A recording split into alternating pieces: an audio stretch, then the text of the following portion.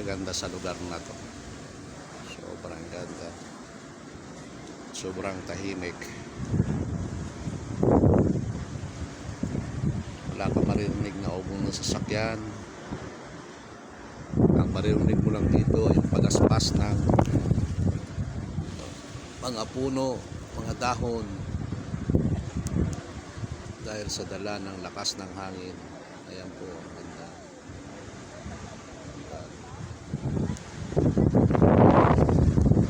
Sa ilalim ng puno ang aking mag-ina at saka yung aking kasama sa bahay. Doon sila sa ilalim ng puno. Napakaganda po doon sa lugar. Ako naman nandito sa ilalim naman ng nangka. Itong nangka na to talagang gagantihan ko eh.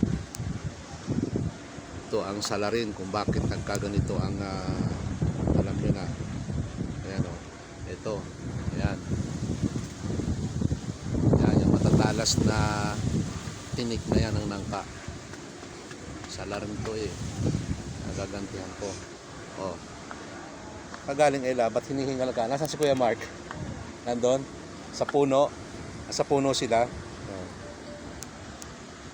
Ayan si Ella kasama namin. Ayan. Hi Ella. Hi ka muna. Oh, i-upload natin mamaya. Ayan o. Lalaki puno ng daming bunga nila. Oh. 1, 2, 3, 4, 5, 6, 7, 8, 8, 9, 10, 11, 12, 13,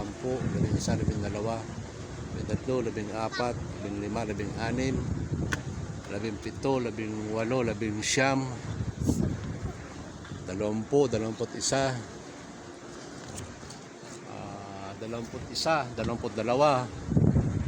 18, 24. So 24 po yung nabilang ko na bunga ng nangka. Yan. Mamaya doon sa taas na yun pupunta tayo doon. Doon. Pinakamataas na nila pupunta tayo doon. Kita nyo po hindi napapagod yung windmill. Sabi ng mga bata malaking electric fan. Tuloy lang po ang ikot niya. So ito ang laki po. Yan ang source ng kuryente ng Pililla Rizal. Napakaganda po sa lugar na to. Mabiyayaan lang tayo na karoon ng pera. Gusto kong kumuha ng property sa lugar na to kasi napakasobrang tahimik, malayo sa pollution. Tingin ko pa nagkapera ako, mas pipiliin ko ang Pililla Rizal. Dito ko ilalagag yung pag nagretiro tayo. Sarap po dito. Ang mangga. Ito po ang laki oh. Ayan. Ito lang po ang pangino. Puno ng mangga, puno ng bayabas, puno ng santol, puno ng saging, puno ng nangka. Marami pong prutas dito na iba't ibang klase ng puno ng prutas. Doon sa lugar na yon, yung nasa dulo pong yon, yun ang pinuntahan natin kanina, yung lugar na yon. Yun. Maganda rin po doon kasi kitang kita yung Laguna Bay. Yan. Yan. Yun po yung lugar na yun. Maraming tao na doon. So napakaganda ng lugar talaga ito. At doon ipababa naman doon sa lugar na yun. Ayan po ang Laguna Bay. Yan, yung lugar na yun. Kita nyo. Maganda po ito sa lugar na to. Kahit may dinadala kang problema, hindi mo mararamdaman dahil sa ganda ng likas na yaman ng Pililla. Napakasarap dito. Hindi mo na kailangan ng dito ng electric fan. Kusang darating sa iyo ang mga hampas ng hangin na malalamig na para kang nasa Baguio or Tagaytay din. Kukumpara mo, napakaganda po rito, napakaganda. Tingin ko hindi ko ipapatalo ang Pililla Rizal kung papipiliin ako ng lugar na papasyalan. Isa pa po, unang punta ko rito nung time ng pa-close na yung pandemic natin, hindi pa ganito kakapalang tao rito. Ngayon po talagang dinadagsanan ng tao. Sobra ang daming tao. Kaya makikita mo ang mga taga Pililya, particular dito itong sa windmill area, ang mga pangunahing hanap buhay po nila dito ay yung pagbabantay ng parking, ng mga paupahang mga kubo, at yung iba naman ay pagtitinda ng sari-saring mga pagkain na mura lang po. Yun ang pangunahing trabaho rito ng mga Pinoy. So malaki ang binibigay na trabaho sa mga mamamayan ng taga Pililya dito sa windmill area na to. Talagang naging tourist spot to. At makikita mo naman talaga na napakaganda. Lalo na doon sa dulo, pineapple plantation. Ang daming windmill doon, nakapaligid. Parang pag tinignan mo yung lugar, talagang walang kaproblema. At kung pupunta ka rito may problema ka, pagbaba mo, wala ka ng problema, naiupo na yung problema rito. Masarap dito. Kita nyo po, kaya nakikita nyo yung dahon.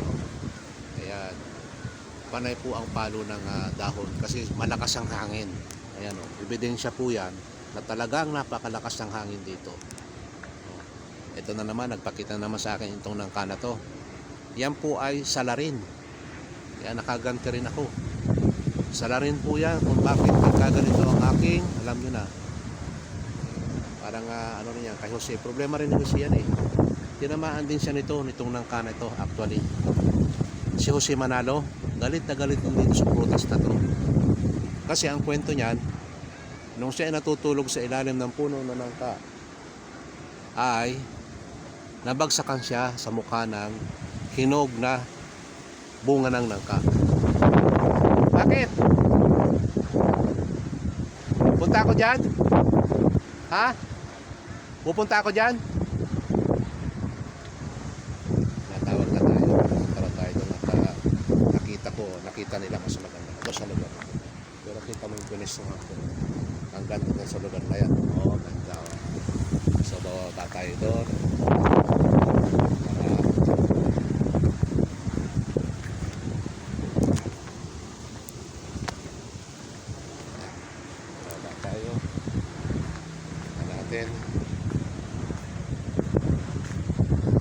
Doon tayo galing kanina ngayon hindi pa tayo nakakapunta roon sa puno na yun, so baba muna tayo sa aking mahal na asawa.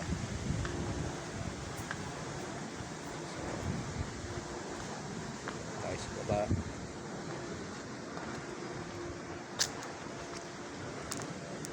Ayun sila kita niya yun, aking mag-ina. Sarap ng kwentuhan nila.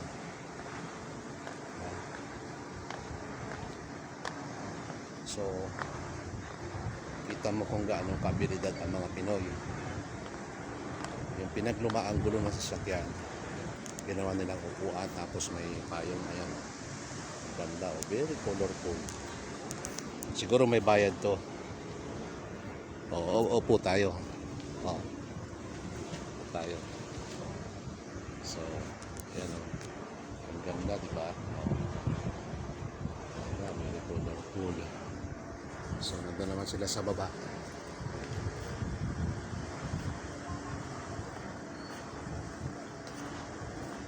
Kabundukan. Puno ng papaya. Ayan, puno ng papaya po, lalaki. May mga lutuan pa sila dito, tsaka tangke ng tubig. So,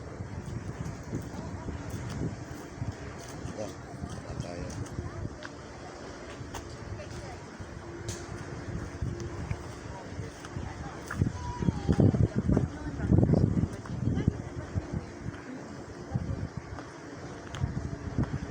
Doon tayo galing kanina. Sa taas na yun. Yun, nakikita nyo yun. Doon tayo galing kanina. Dito na tayo sa baba. Ang ganda rito. Sobra.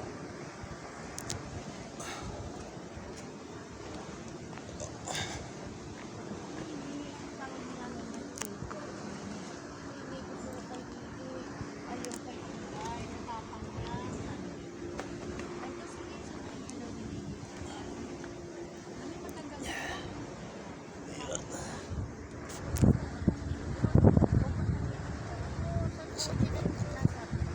So, antayin.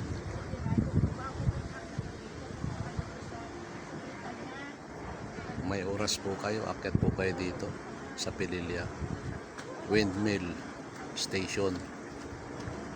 Napakaganda po. Masarap din dito pumunta ng mga Friday ng gabi, tapos upa kayo ng kubo, pwede kayong tumulog. Napakamura lang ng upa. So ito puno na santol to eh. Ayan. Dito medyo mahinang hangin kasi nasa baba kaming parte, slope. Hindi katulad kayo na nandun ako sa may bundok doon, malakas ang hangin. So sige po mga boss, putulin ko muna ang aking video. Kumusta po sa lahat, sa aking mga kapatid, pinsan, kamag-anak, apo, mga anak, asawa, mga bayaw, ipag ko dyan sa Bulbugan, Oriental Mindoro, Bahay ng Gloria, sa Barangay Dolores, Santa Cruz, Marinduque, at mga kapatid dyan sa Bacoor, sa Caloocan, sa Laguna, yan ang aking mga kapatid. So sa Barangay Lande, Santa Cruz, nandiyan ang aking mga pamangkin. So mas na po sa natin. God bless you all. Thank you.